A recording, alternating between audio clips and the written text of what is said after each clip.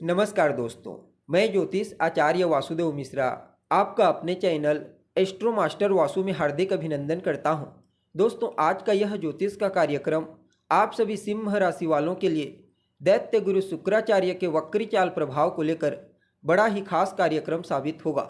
जी हाँ, दैत्य गुरु शुक्र बीते 2 मार्च 2025 की प्रातःकाल 5:18 पर अपनी वर्तमान उच्च राशि मीन राशि में ही रहते हुए मार्गी से वक्री हो चुके हैं और आने वाले महीने की 13 तारीख तक 13 अप्रैल तक वहीं पर रहते हुए आपको परिणाम प्रदान करेंगे और इसके पश्चात मीन राशि में ही वक्री से मार्गी हो जाएंगे। तो ऐसे में दैत्य गुरु शुक्र का अपनी उच्च राशि से वक्री चाल आप सभी सिंह राशि वालों के लिए क्या परिणाम लेकर आया है।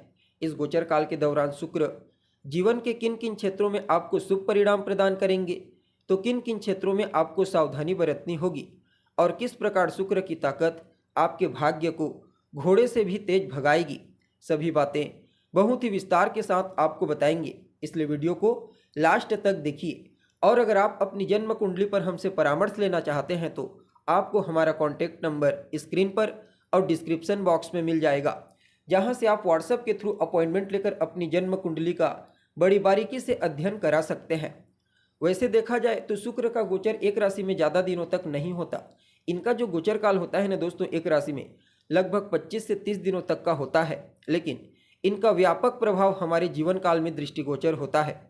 चाहे फिर सौंदर्य के रूप में हो, ऐश्वर्य के रूप में, आकर्षण के रूप में, गीत संगीत कला के रूप में, अपने इन्हीं कारक तत्वों के चलते शुक्र हमारे जीवन के विभिन्न पहलुओं को प्रभावित करते हैं।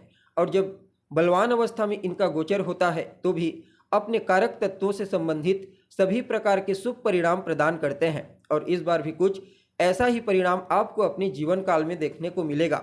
खास करके आकस्मिक लाभ के दृष्टिकोण से, विदेश यात्रा के दृष्टिकोण से शुक्र का यह वक्री चाल बड़ा ही श्रेष्ठ रहने वाला है, क्योंकि शुक्र आपके 8वें घर से गोचर करते हुए वक्री हुए हैं। 8वां घर होता है आपके जीवन में घटित होने वाली आकस्मिक घटनाओं का, आपके विदेश यात्रा का, आपके आध्यात्मिकता का, रहस्यमयी विद्याओं का। फलतः इस गोचर काल के दौरान दैत्य गुरु शुक्र आपके 8वें स्थान से वक्री चाल चलते हुए न सिर्फ आपके लिए आकस्मिक लाभ की स्थिति उत्पन्न करेंगे, बल्कि विदेश जाने के कुछ नए मौके आपको प्रदान करेंगे। हालांकि यह बात भी आपको ध्यान में रखना चाहिए कि 8वां घर जो होता है ना दोस्तों, यह दुह स्थान कहलाता है, अर्थात खराब स्थान होता है। 8वां घर आपके संघर्ष को बताता है, आपके स्ट्रगल को, आपके परेशानियों को, बाधाओं को, कठिनाइयों को बताता है। इसलिए यहाँ पर किसी भी ग्रह को उतना अनुकूल नहीं माना गया है। अपवादवश शुक्र ही एक ऐसे ग्रह हैं जो 8वें घर से गोचर करते हुए अपना श्रेष्ठ परिणाम प्रदान करते हैं। इसके पीछे एक कारण भी है कि शुक्र ने पूर्व में महादेव को प्रसन्न करके उनसे वरदान मांगा था कि जन्म कुंडली के सभी भावों में उनका प्रभाव अच्छा रहे। तभी से 8वें घर में भी इनका प्रभाव बड़ा ही जबरदस्त तरीके से देखने को मिलता है। फलतः इस गोचर काल के दौरान दैत्य गुरु शुक्र न सिर्फ आपको आकस्मिक रूप से लाभ प्रदान करेंगे या फिर विदेश यात्रा करवाएंगे, बल्कि आध्यात्मिकता के दृष्टिकोण से भी समय किसी वरदान से कम साबित नहीं होगा।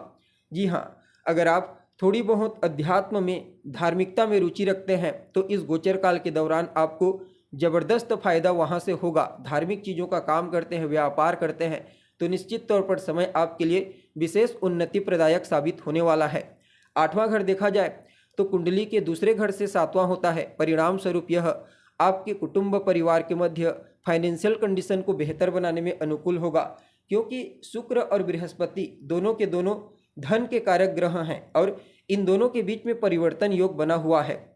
जी हाँ, जैसा कि आपको मालूम है, बृहस्पति शुक्र की साधारण राशि वृषभ राशि से ही गोचर कर रहे हैं और शुक्र उनकी साधारण राशि मीन राशि से। फलतः दोनों ग्रहों के बीच में परिवर्तन योग बना है और यह परिवर्तन योग आपके जीवन काल में निश्चित तौर पर श्रेष्ठ रूप से आपको दृष्टिगोचर होगा। जी हाँ, आपके जीवन काल में ये दोनों ग्रह मिलकर के स्ट्रगल को कम करेंगे, संघर्ष को कम करेंगे, जिससे आपकी इच्छा पूर्ति होगी, आपको अपने सभी कार्यों में सफलता की प्राप्ति होगी।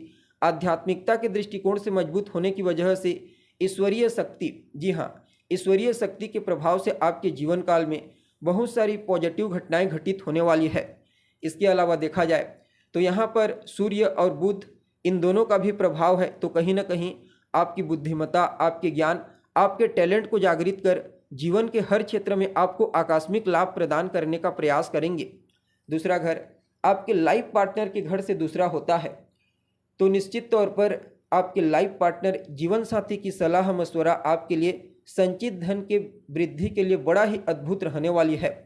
यानी कि अगर आप धन को लेकर के, फाइनेंस को लेकर के अपने लाइफ पार्टनर, जीवन साथी के साथ कोई सलाह मशवरा करते हैं तो इसका सकारात्मक रिजल्ट आपको अपने जीवन काल में देखने को मिलेगा। या फिर यूँ समझ लीजिए कि जीवन साथी की सलाह से आपको आर्थिक लाभ की प्राप्ति होगी, आपके संचित धन में वृद्धि होगी और विदेश जाने के लिए तो योग बने ही हैं।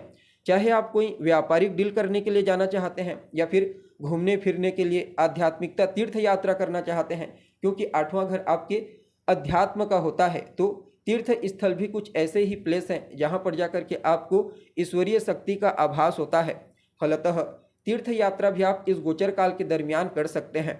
बाकी शुक्र जीवन में संघर्ष को कम करके चीज़ों को बड़ा आसान बना देंगे। सिर्फ इतना ही नहीं, शुक्र की सीधी 7वीं दृष्टि आपके सेकंड हाउस पर, आपके दूसरे घर पर जा रही है। दूसरा घर होता है आपकी स्पीच, आपकी वाणी का, आपके कुटुंब परिवार का, आपके खान पान का, पैतृक संपत्ति का। प्राथमिक शिक्षा भी आपके सेकंड हाउस से देखी जाती है। और शुक्र जैसे शुभ ग्रह का दूसरे घर पर दृष्टि डालना, कहना ही क्या, इस गोचर काल के दौरान शुक्र आपकी वाणी को बड़ा ही प्रभावशाली, मधुर और मंत्र मुक्त करने वाली बनाएंगे। जी हाँ, आप इस समय जो भी बोलेंगे, जिसको भी बोलेंगे, सामने वाला आपकी मधुर वाणी से प्रभावित हुए बिना नहीं रह पाएगा। आप अपनी मधुर वाणी के प्रभाव से भी कई प्रकार से लफड़े, झंझट, वाद विवाद की स्थिति को खत्म कर देंगे। तो कहना ही क्या, आपकी वाक शक्ति बड़ी प्रभावशाली रहेगी।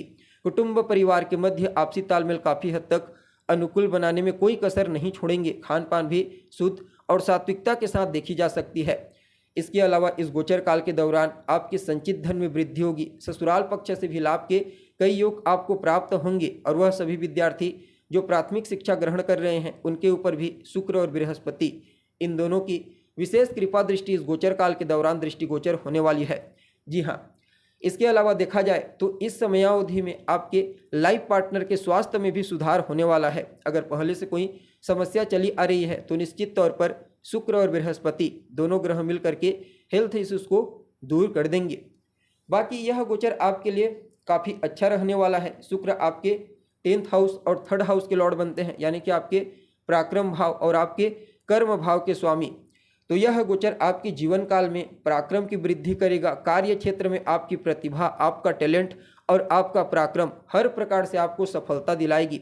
आपके कार्य करने की क्वालिटी, कम समय में ज़्यादा काम करने की क्वालिटी, क्वांटिटी, ये सब कुछ इस समय लोगों के मध्य आपको सेंटर पॉइंट तो बनाएगी ही बनाएगी। साथ ही साथ आपकी जो सीनियर अधिकारी हैं ना, सुपीरियर, और आपके बॉस, वे भी आपसे प्रभावित होंगे। आपके साथ काम करने वाले कर्मचारियों के बारे में तो कहना ही नहीं। जी हाँ, कुल मिलाकर के देखा जाए तो समय बहुत ही बढ़िया रहने वाला है।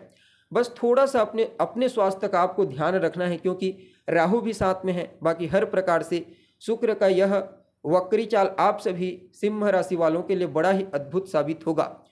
और यहाँ पर शुक्र आपके लिए 7th हाउस और 9th हाउस का भी परिणाम पॉजिटिव रूप से प्रदान करेंगे। इसके पीछे 2 कारण है। एक तो कि कोई भी ग्रह जब वक्री होता है तो ठीक एक घर पीछे का परिणाम प्रदान करता है, और शुक्र के साथ यह सिद्धांत लागू है कि वह जिस स्थान से गोचर करते हैं ठीक एक घर आगे को भी बल प्रदान करते हैं। फलतः 7वें घर से संबंधित शुभ परिणाम और 9वें घर से संबंधित शुभ परिणाम भी आपको इस गोचर काल के दौरान अवश्य अपने जीवन काल में देखने को मिलेगा। कुल मिलाकर के समय वरदान के समान होने वाला है। फिर भी क्या कुछ उपाय आप कर सकते हैं, तो सबसे बेहतर उपाय है महिलाओं का सम्मान कीजिए, उनसे सलाह मशवरा कीजिए किसी टॉपिक के ऊपर। साथ ही साथ अपने माथे पर सफ़ेद चंदन का तिलक लगाइए। यह गोचर आपके लिए ऑटोमेटिक और पॉजिटिव हो जाएगा। तो दोस्तों, अभी के लिए बस इतना ही। पुनः मुलाकात होगी एक नए एपिसोड में। तब तक के लिए नमस्कार।